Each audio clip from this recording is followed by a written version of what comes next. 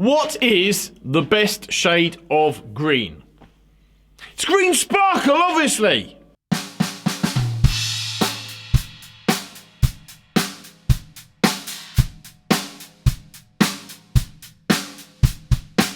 Now, there are not many kits that I can say that I've had or have where I can specifically pinpoint the exact day that I got it. But in this particular instance, I can tell you exactly what day it was. I got the kit. I actually traded this kit for a snare drum and some money, which I think is the first time I've ever done that, actually. But I traded this kit and some money for the Ludwig 400, the brass 400 that I had, yeah, it was just basically sitting there. So I thought it would, you know, it would be worth moving on to a new owner who would actually appreciate it a little bit more than I did. But I got this kit in March 2020 from a gentleman called Brett Biggs, who I'm pretty sure will see this. So, hello mate, how you doing? And I'm sure many of you watching this will have either know him or have spoken to him or have seen him online, because he sells a lot of drums. So what you can see here is the 10 by 10, 13 by 12, 14 by 13, and then the 16 by 15 floor tom, 22 by 18 inch kick drum, and the 14 by 6.5 inch snare. I have, I think I could safely say, this is the only kit I have out of the still uncounted number where I actually have a duplicate. And well, I say it's not a direct duplicate. So this is a Starclassic, as you've seen. This is a Starclassic maple in the aforementioned green sparkle. And a few years ago, I picked up a Starclassic maple in violet shade. And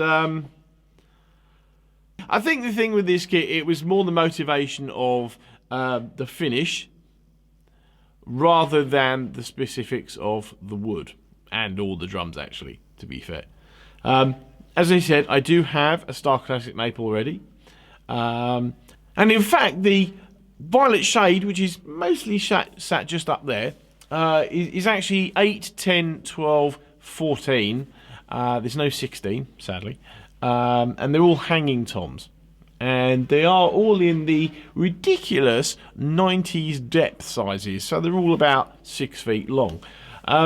Now, this kit is actually, bizarrely too, 10, 13, 14, 16, 22. And actually, I have a matching snare for this one too, as I also do for the violet shade, although the sizes are slightly different on that. And in fact, I think the specs are slightly different too, but I'll come to that later. So, I actually, I'm not really, I wasn't really that interested in sort of getting a duplicate of something that I already had. But as I said, I kind of always wanted a green sparkle kit, and this sort of came up at a very agreeable, I wouldn't say price, it was just an agreeable situation. And as I said, I've been very happy with it ever since. So originally I think I actually had both kits for a little while, actually, before I realised I was under this misguided impression that the two 10-inch toms, I thought that the green sparkle was actually ever so slightly more shallow. Turns out I put them next to each other after a while. They're exactly the same depth.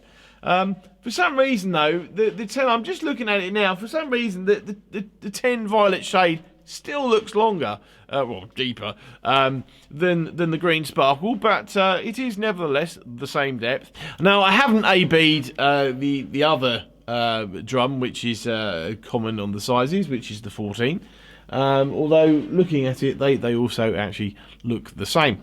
But, yeah, this is a bit of a weird configuration. I don't have any other drum kits which have a 10, 13, gap between them, and if I ever actually came across a 12, I would quite happily add it, just to have the extra drum. But I have actually recently set this up in its entirety. I think I have had this kit up and set up in a couple of other videos, but I've never actually done a video on this, and I've certainly up until recently, when I set this kit up with the primary focus of doing this video,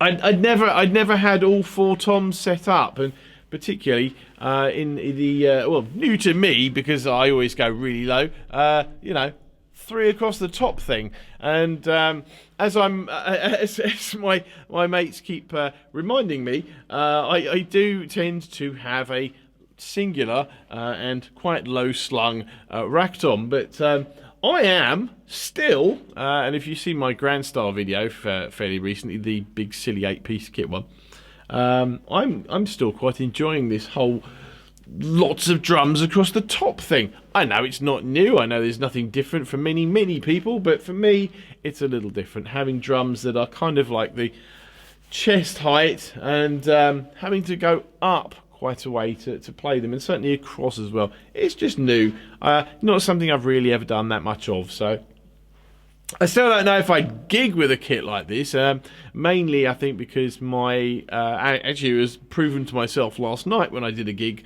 I don't actually hit the toms that much. I certainly don't do an awful lot of stuff that would involve a setup like this. It would be fun to take out, but at the same time I don't think it would actually work all that well for me. But the drums, yeah, the drums are all, again, 90s silly power depth sizes, and I will put the exact sizes on the screen, right about there, I'd imagine,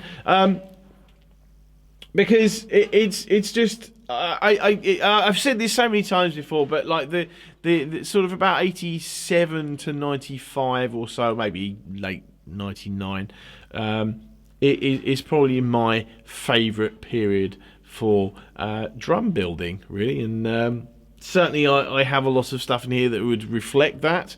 I'm not the biggest fan of really deep toms, not now anyway. I'm much more into traditional sizes. I think that's one of the things, as you get older, your choices change, and certainly your ability to lug all this stuff around changes, or you become less interested in doing so, which is actually more to the point with me. I just can't be bothered to lug really big drums around. But I've had this kit set up in various guises before this current setup, and one of those was the 10, 13, 16 setup. That was a lot of fun, actually. It does, if you think about it, make a lot of sense too. 3 inches between each of the toms. You can't go wrong really with separation on that one. I've always found that I have a little bit of a problem tuning 12 and 13 inch toms differently, or certainly differently enough, because invariably and completely without deliberately doing it, I always manage to tune them to virtually the same pitch. And obviously that is kind of defeating the object of having 2 different sized drums. But certainly with the 10, 13, 16 setup, no issue there at all. I found actually the 13 and the 14, obviously they are very similar in sizes, kind of a little similar-ish.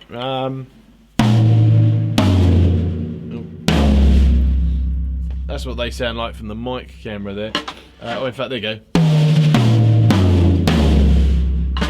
So, I mean, they're not perfectly tuned. I mean, I have been bashing on them, and but I think as a sort of a set, they work well. I quite enjoy them. I have actually also had. I kind of set this up actually originally when I got this kit a couple of years ago, and I had it originally set up in here. I actually had I did have the 10 and the 13 up as singular toms, and then I also put the 14 up, and I was kind of keeping this kit to be a sort of rock kit, in the sense that, big rock sizes, good powerful drums, with clear heads on them, and and I had the 14 up as the main rack tom, the only rack tom really, tuned just a little higher as well, and that was actually kind of fun. So I've kind of kept this kit still in the same vein as being a, so. Not that I'm actually likely to do any rock gigs anytime soon, but obviously it'll work for other things too. So the kit is, the kit has been played. It's at least 20 years old. It was at least 22 years old. It's so going back to at least 2000. I think probably it's a little earlier than that. The hoops are. I can't actually figure out whether the hoops are original. Or they've been replaced. I always liked. I always do like matching hoops, for the most part. In this sort of situation with this sort of kit, I prefer matching hoops. Now, as you'll have seen, this actually has plain sort of blonde maple hoops. It's a look. I've seen other green sparkle kits with green sparkle matching hoops, but I've also seen other kits, and certainly having more neutral coloured hoops or bass drum hoops is the thing too. So it's grown on me. It has grown on me.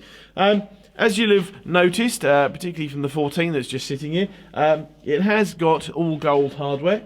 This is only the second kit I've got with all gold hardware. And again, like the overall sort of finish, it is a little worn in places. It's you can see it's a little rough. I mean, I think, if there was ever a time for the word or the term pre-loved, this is probably it. It's a pre-loved kit, but no, it's a currently loved kit.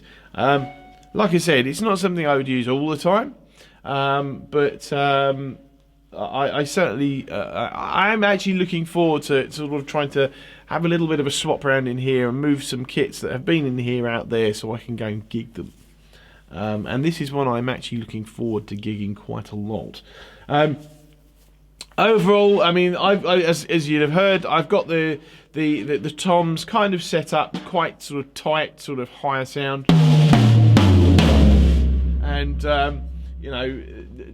quite a sort of focused sound, quite a sort of short sustain.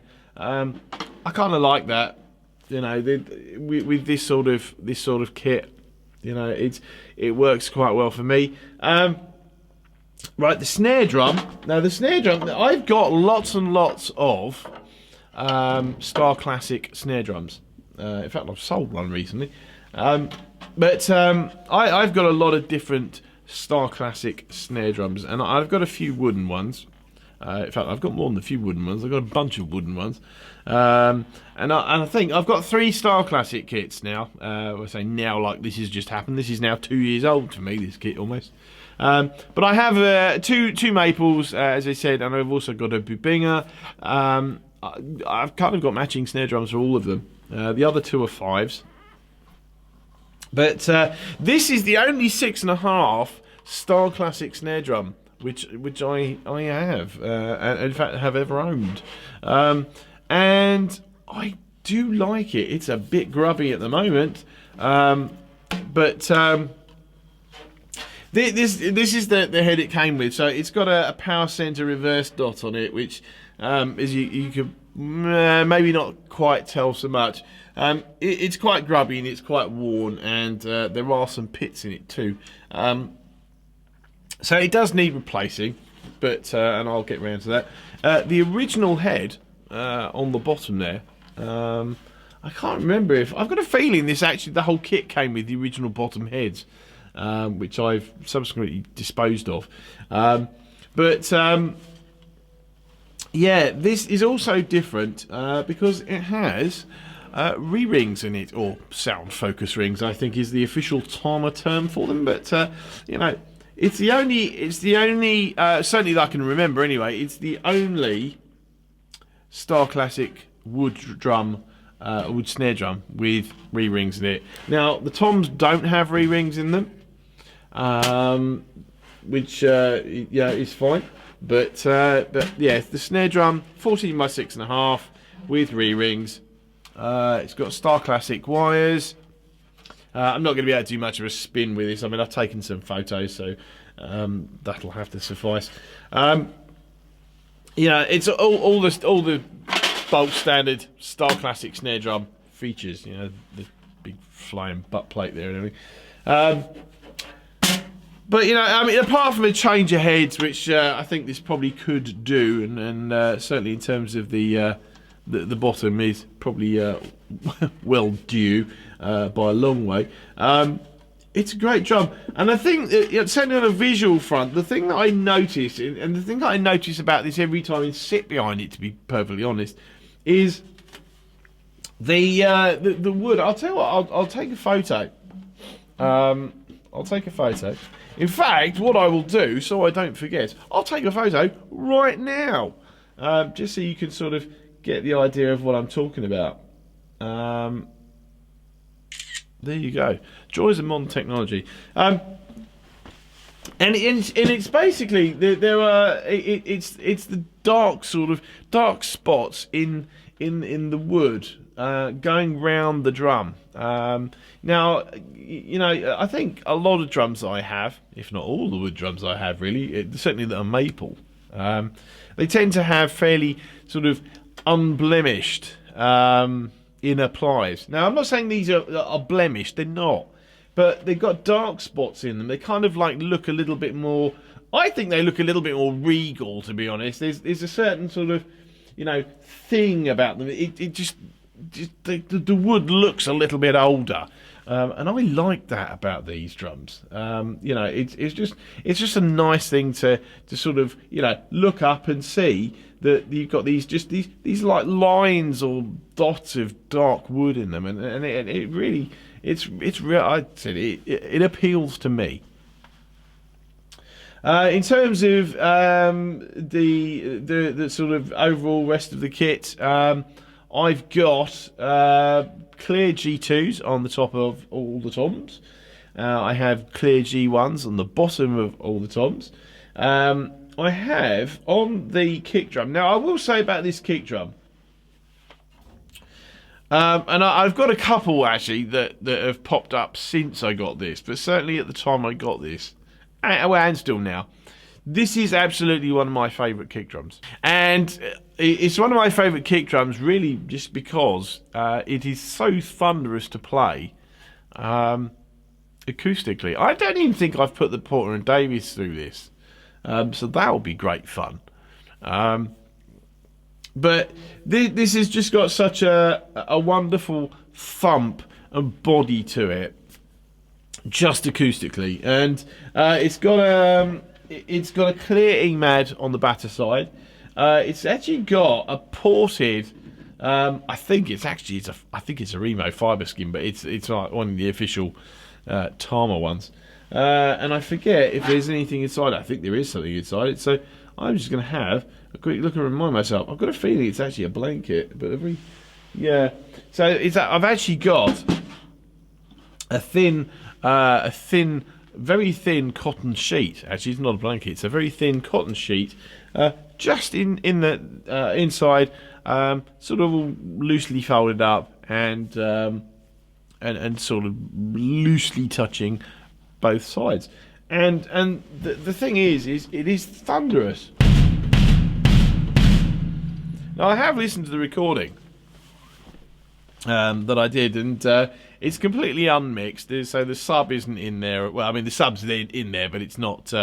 It's completely unmixed and un-EQ'd and everything, and it just sounds absolutely wonderful. I'm hitting it with the pedal's 9 Cobra 910, but it's got a DW, the standard DW beater on it, with the hard rubber side hitting the head. And I think that's a large part of it. I mean, I did spend quite a lot of time with the Lowboy, big heavy wood beater as well. Similar sort of feel, similar sort of sound with a bit more, I think slightly more weight behind it. But, you know. But all in all, I love these drums. I mean, I couldn't see myself parting from this kit. You know, it's just, if anyone does know over 12, you know, but you know, I can't see myself parting from this kit. I can't see myself gigging with all these toms. 2 is way more than enough for me. But as I've said before, it's always nice to have options. It's always nice to have options, and you know, it's also fun to just set up a kit like this and play it. It's not something I do very often, and I think the next setup in here will probably be back to my 1 up, 1 down. But for the few weeks that I've had this up, it's been great fun. So anyway, look, I don't know if there's any more to say on this. I have done a little bit of a playthrough. The only thing that's different, actually, about the sound file that whichever end of the video I've put this on, is that I haven't close mic'd the toms. Which is actually less usual. I think most of the time, in fact, every video that I do of this nature, I do generally mic everything up. But in this particular instance, there are 2 reasons that I wanted to just do it differently. So the first reason is because I'm interested to hear how it sonically will turn out. I have a pair of overheads up here, and I have a little mono room mic which is just over there. And the second reason that I didn't really want to close mic all the individual drums is that I couldn't be bothered. So there, yeah. I think that's the end of the video actually now. So thanks for watching. I'll see you next time.